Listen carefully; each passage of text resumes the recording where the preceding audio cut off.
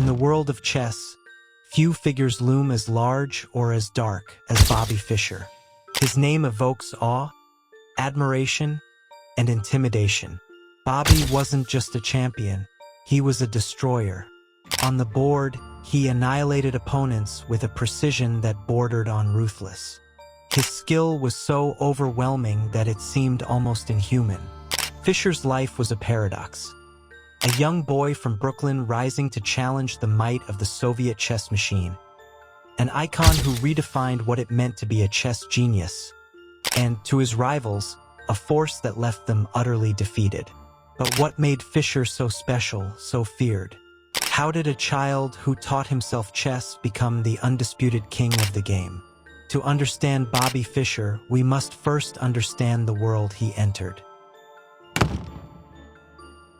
Post-war America in the 1950s was a place of optimism and innovation, yet the chess world was dominated by the Soviet Union.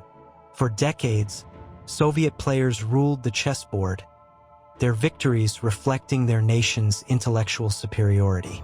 Chess wasn't just a game, it was a matter of national pride. Enter Bobby Fischer, a brash, young American who cared nothing for Soviet dominance or tradition. At the age of 6, Fischer discovered an old chess set and became captivated. While most children his age were playing baseball or riding bikes, Bobby spent hours studying chess books and replaying the games of past masters. The Brooklyn Public Library became his second home, where he devoured every chess resource he could find.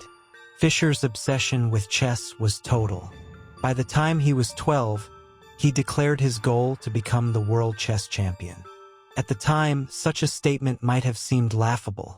A child taking on the world's most prestigious and established players? But Fischer wasn't dreaming, he was preparing.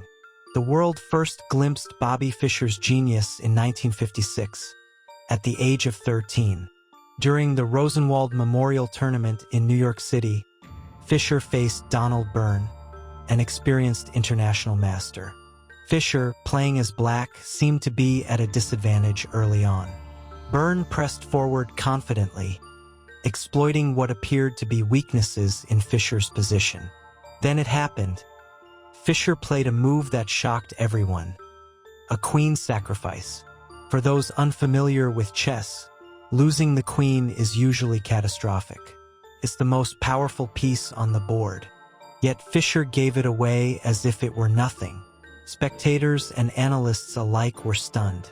Why would a young prodigy throw away his most valuable piece? But Bobby wasn't sacrificing. He was orchestrating. What followed was a series of brilliant moves, each more surprising than the last. Fischer's play dismantled Byrne's position, turning what seemed like a reckless gamble into a masterpiece of tactics and strategy. By the end of the game, Fischer stood victorious, and his victory was immortalized as the game of the century. At just 13 years old, Fischer had proven that he wasn't just a prodigy. He was a force to be reckoned with. Fischer's rise didn't stop there. In 1957, just 1 year after his stunning performance against Byrne, Fischer became the youngest player to win the U.S. Chess Championship. At 14, he was already the best player in America, a position he would hold for years to come. Winning one championship might have been enough for most players, but Fischer was insatiable. He went on to win 8 U.S. chess championships in total, including a perfect score in 1963, where he won all 11 games. To this day, no other player has achieved such a feat. Fischer's dominance in America was absolute. He wasn't just winning games, he was rewriting the rules. His preparation was meticulous, his strategies were innovative, and his focus was unparalleled. He studied his opponents obsessively, uncovering their weaknesses and exploiting them mercilessly. To face Fischer on the board was to face certain defeat. But why call Fischer a villain? The answer lies in his style of play and his impact on the game. Fischer didn't just aim to win, he aimed to crush. His victories weren't just points on a scoreboard. They were statements. Fischer would outthink, outmaneuver, and outlast his opponents, leaving them mentally and emotionally broken. His brilliance on the board was matched by his intensity off it. Fischer was known for his demanding nature, often insisting on perfect conditions before playing a game. To some, these demands seemed petty or egotistical. To Fischer, they were essential. He believed in creating the ideal environment for his genius to shine. And shine it did. As the 1960s came to a close, Fischer's dominance in American chess was undeniable. But his ambitions extended far beyond national titles. Fischer had his sights set on the ultimate prize, the World Chess Championship. To get there, he would have to face the greatest players in the world, many of whom were products of the Soviet chess machine. Fischer knew the odds were stacked against him.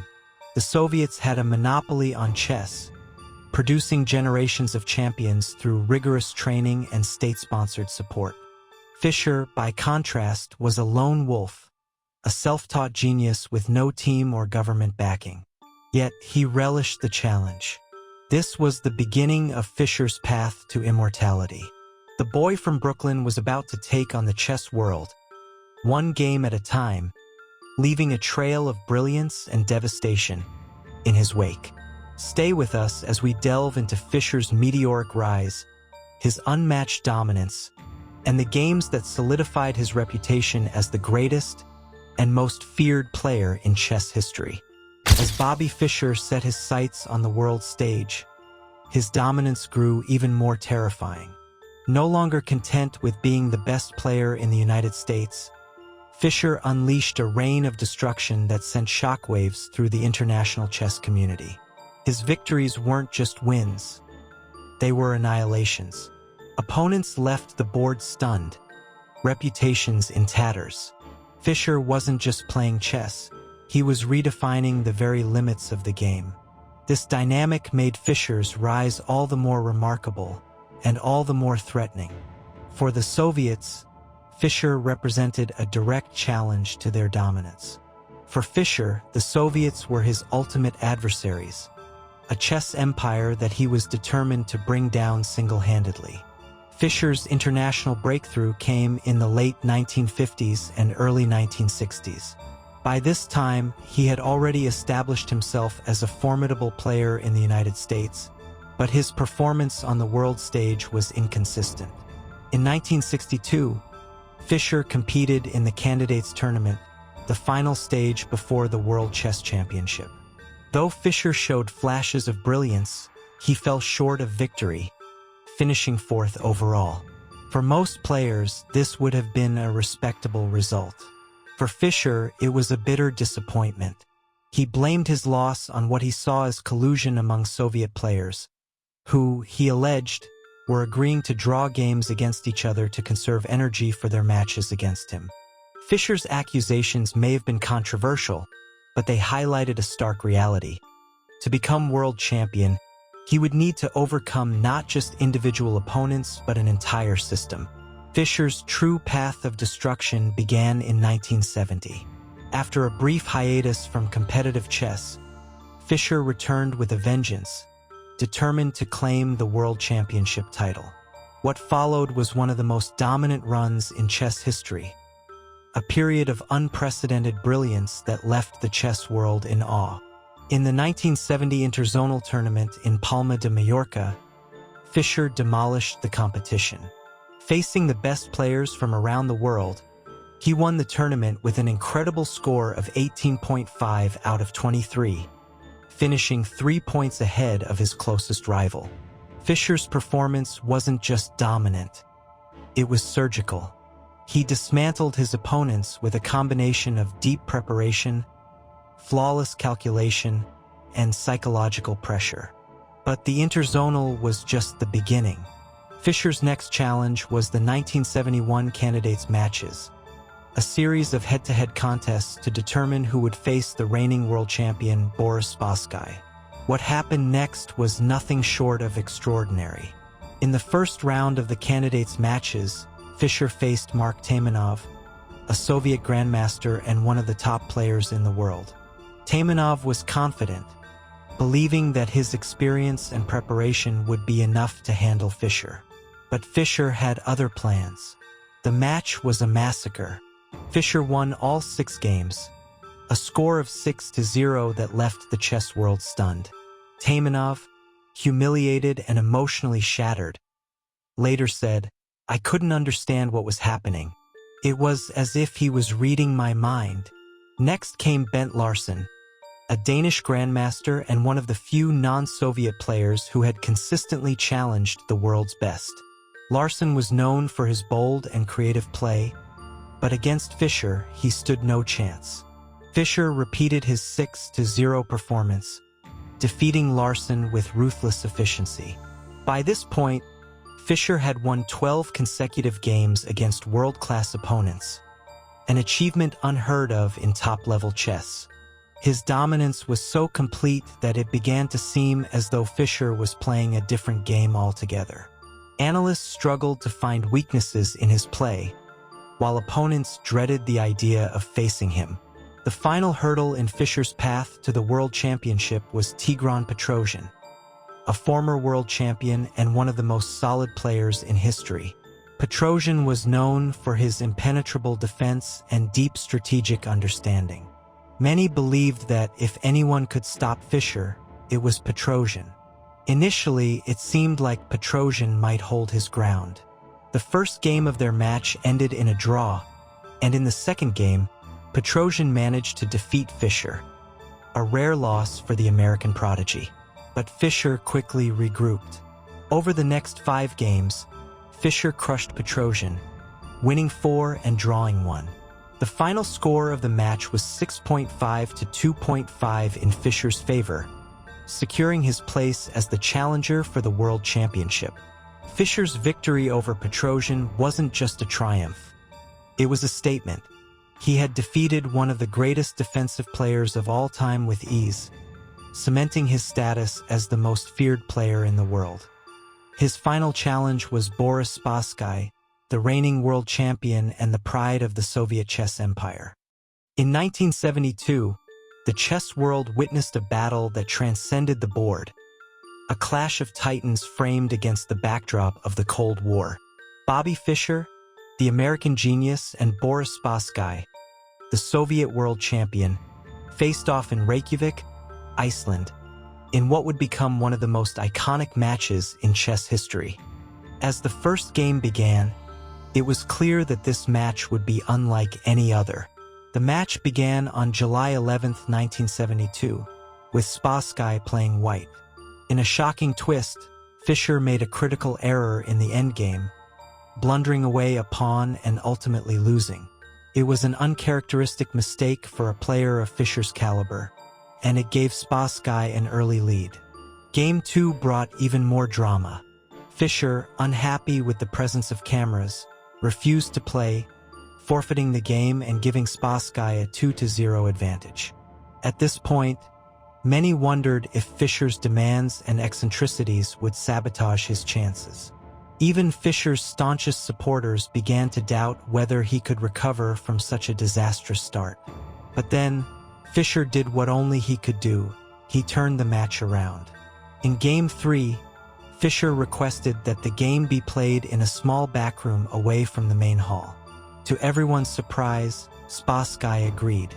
This unusual setting seemed to rejuvenate Fischer, who played with surgical precision, defeating Spassky in a brilliant display of positional mastery.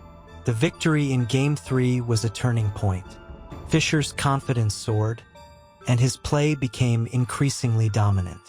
Over the next several games, Fischer demonstrated his unmatched preparation and creativity. In Game 6, Fischer produced one of the greatest games of his career, employing the Queen's Gambit declined and outplaying Spassky in a masterpiece of strategy and technique. Commentators and fans were in awe. Fischer's moves were both logical and imaginative, blending classical principles with modern innovation. Game 6 is still celebrated as one of the finest examples of Fischer's genius, showcasing his ability to adapt to any position and exploit even the smallest weaknesses. As the match progressed, it became clear that this wasn't just a physical or intellectual contest. It was a psychological war. Fischer's demands and unpredictable behavior kept Spassky on edge. Fischer would arrive late to games, stare intently at Spassky during critical moments, and challenge even the smallest details of the match conditions.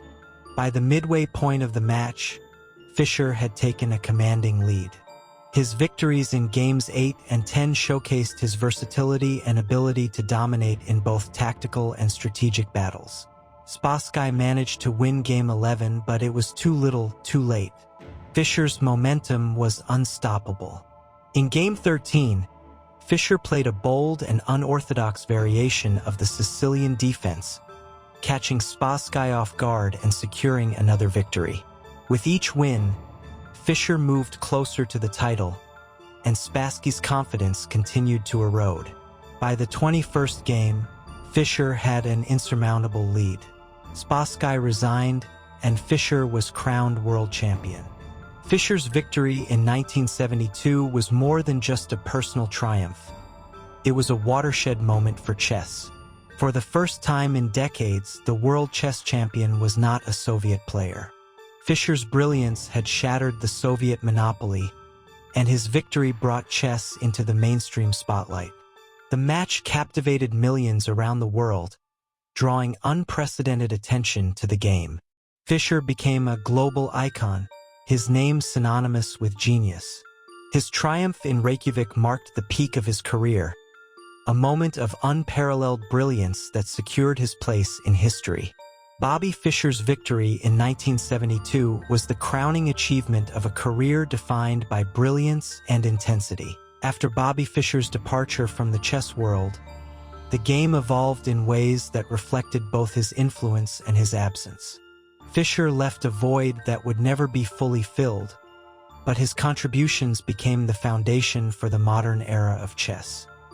More than just a champion, Bobby Fischer became a symbol of the limitless potential of human ingenuity. His brilliance, though paired with personal struggles, continues to inspire and challenge us, reminding us that even in solitude, the mind can illuminate the world. Bobby Fischer was a man of contradictions, brilliant and troubled, celebrated and isolated. Yet, through it all, he remained devoted to the game he loved. Fischer may be gone, but his shadow looms large over the chessboard, where his genius lives on in every move, every strategy, and every dream of mastery. Thank you for watching. Like, share, and subscribe for more stories of chess legends.